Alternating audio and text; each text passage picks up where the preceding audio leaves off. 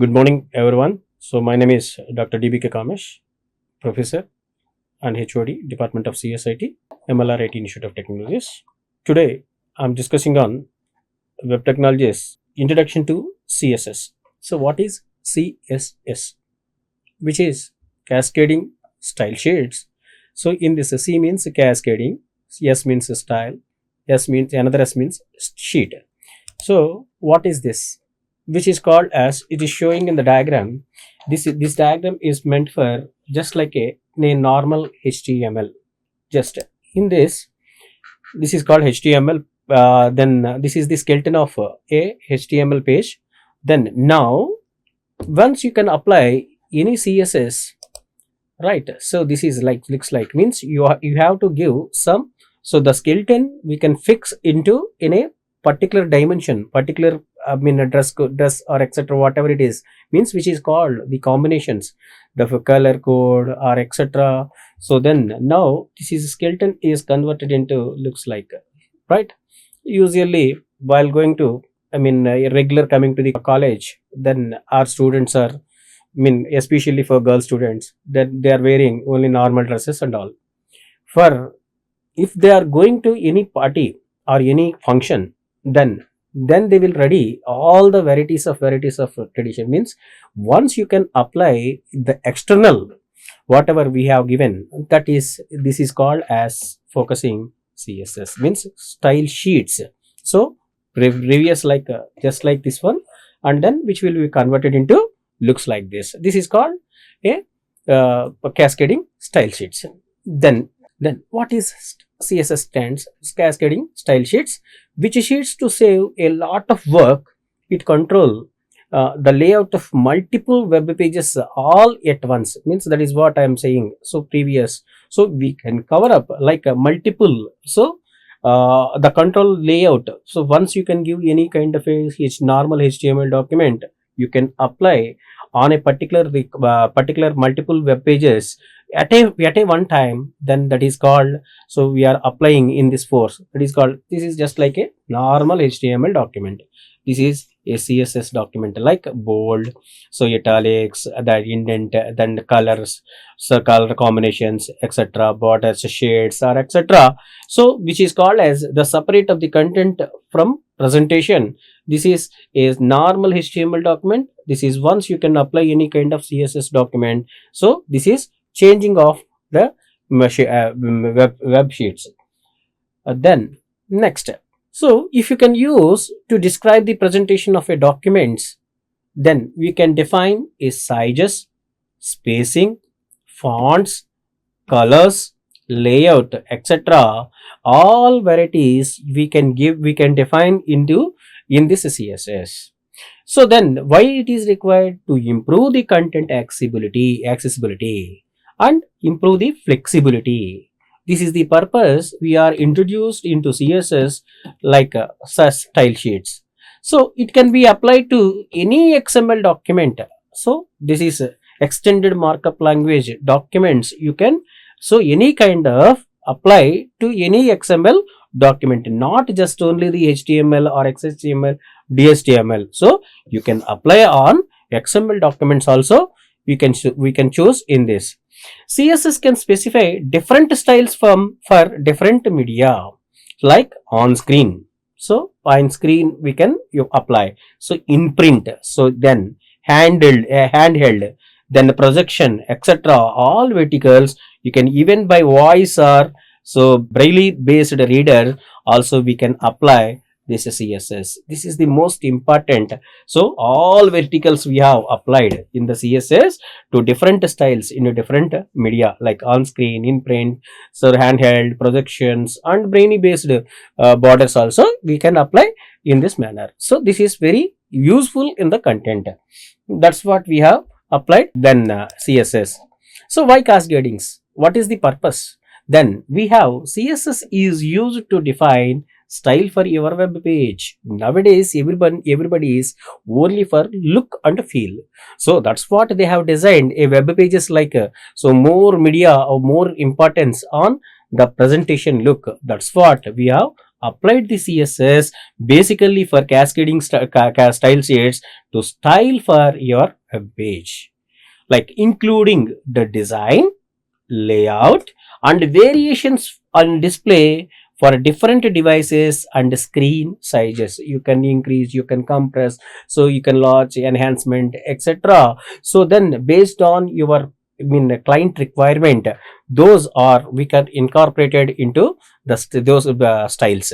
So bold, the italic, so then design by so some other colors, so color combinations, etc, etc. So we can apply into this, that is external force, then variations in a display for different devices and different sizes. Then so let's just like, so in this P is text indent. So as you know already, we explained in the HTML part, H1, H2, H3, H4, H5, H6, these are the font sizes, so from top to bottom. Then this is indent, text indentation, the H1 form. Then in this inside, this is the background of color, so that is combinations, background color, then the font family, font size, right? In this again another style sheet, we can use another sheet in the another HTML. This is one HTML, so this is another HTML, different shades, different devices, right? So this is one, device 2, device 3, three varieties of devices, so we can combine in a single sheet. This is also can be possible, like comment, then background colors, font size. So everywhere we can apply this kind of various display for different devices and different screens like this. Then the what is the syntax? Then how we can apply the syntax? The syntax is, first, this is called selector. So this is called the declaration part. Like for example, in this declaration we can apply in this, we have to write in the curly braces, right? First this is called as selector, means header 1. So we can give the top of the font, so we can apply entire then this, which color, that is color is called as a blue. What is the font size? That is 12 pixel of the font set. Comma is the separator for all the statements. So this is one declaration, this is another declaration. You can give n number of declarations into this space. Then how to give this one, the property means here color, so value means this is a blue. So here also font size is a property and value is 12 pixels. This is called, this is we can apply, right? In this, so that's just I have given the selector points. This is called selector points, right? The selector points to the HTML element you want to style, means here H1 means header 1 we have selected here. So in this declaration block contains one or more declarations. You can give n number of declarations by separated commas. That's what I have given. Then each declaration includes CSS property name and value. This is the CSS property and this is the name of the value of that property, right? So then multiple CSS declarations are separated with semicolons and the declaration blocks are surrounded by curly braces, which is very important. So once you can give the selector, once in the selector H1, so inside, so you need to give, so this is the color, right? Then font size, border styles, etc. All verticals you can give into the declaration part. That is, we have, this is the syntax of a particular CSS syntax. Then in the selectors, varieties of selectors, first one is selector P. Then next class selector, name, class is equals to name of this one. So ID selector, that is a ID identification, ID is equals to the 2 quotes. Then universal selector, that is called star, right? So these are the varieties of selectors. Then element selector P, so class ID universal selector. There are 4 we have given into selectors. Then example, so we are using some of the selectors, and then what is the description of the particular selector. So we have given hash ID, previous given. So first name, example, select the element with ID is equals to first name. So you can give the name of first name. We have, for example, in my name DBK Kamesh, right? So DBK is the first. So last name is Kamesh. Then we can give, that is ID is equals to first name. So once you can give the first name, then automatically the first name whatever you are entered, that is it will be taking into this. Then the class, so which is called as introduction. Then select all the elements with the class is equals to intro, means introduction into this class. Then elements dot class p dot intro, then select only the p elements with the class introduction, means intro. So we have given intro, so that's what we can give your intro. Star, select all the elements. So p means select only page break, that is p. So element comma element, so division, n number of elements you can give. So comma is the separator value, division is one element, the p is another element. Select division element and p elements into this. These are the some of the selectors examples we have given in this. So based on that we can create our web page. Then so how to add CSS into HTML, previous already given. So the HTML is a skeleton. Then now we are entering into the external, we can apply into this, that is called external CSS, internal CSS and inline CSS. There are three varieties of CSS which is available external. So outside too we can convert, we can give. But then internal, we say internal HTML, so we can give some internal ones. Inline, so then inline CSS, there are three varieties of CSS available in style sheets. Then inline, so what is this? So document type HTML body, here h1 is the style, then color is, this is the property, this is the value. Then so a blue heading, see simple, a blue heading, that heading is h1, so h1 we have given that h1 mean upper level. So here the p style color, so h1 is closed here. Then this is the normal, mean that is called as whatever the fixed. So the fixed font size we have given here, h1 exclusively, so that we have given this one, right? This is the specific, so that p style is equals to color red, a red paragraph. So this is the red paragraph because we have given the property is called as color in red in color. So in this we have, so document type HTML body, inside the body we have written there are two elements, one is h1 element, another one is a paragraph style. So this is a red paragraph, this is the output which is showing in this p style color, just whatever they say, this is one. So p property style is equals to, then selector style, then color is your property, blue is the value. So your HS, hello CSS is the your text. So in this text blue in color it is showing, so we are not given in this. Then whatever that specific of your web page default value, so that will be showing in blue color.